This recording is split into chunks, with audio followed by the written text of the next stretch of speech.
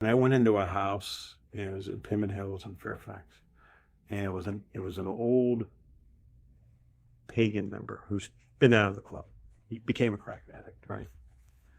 And I walk into the house, single family house, and again, I'm going to answer your question, but I had a cover team with me. It was a brand new lieutenant and one other guy. This is his first night out, the lieutenant, right? And I'm wearing my wire, and I go into the house, and this guy who was selling the crack, the former pagan, he was an older guy, but his life was going downhill.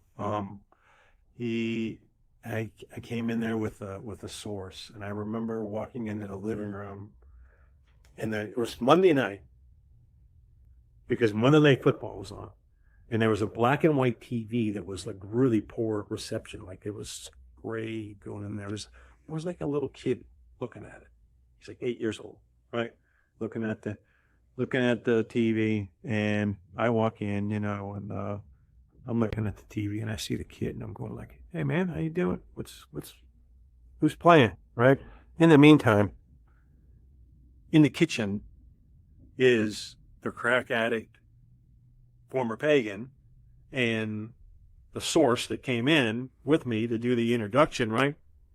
They're screaming. He's screaming, saying, "Did you bring this guy into this house?" I don't even see them. I'm sitting here looking at with the 8-year-old, just trying to engage with him because I actually felt sorry for him, right? He's all dirty. Looking at a TV that barely had reception. And we just started talking, I started talking to him and pat him on the back.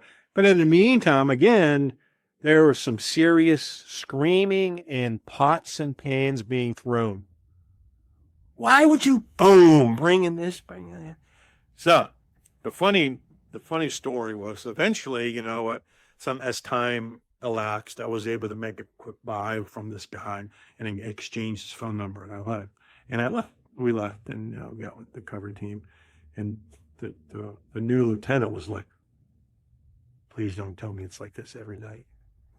I'm like, no, it's not. I'm going like, I almost came in there to rescue you, and I'm like, I started laughing, and I'm going like, "Do you actually know what I was doing in there?" He's like, "Well, yeah, I mean, you're gonna pots and pans being thrown. This guy screaming, and you told me he's got a history of being a pagan and all this stuff." And I'm like, but actually, I was sitting here with an 8-year-old patting him on the back saying, "I'm sorry, your TV sucks." That's sad.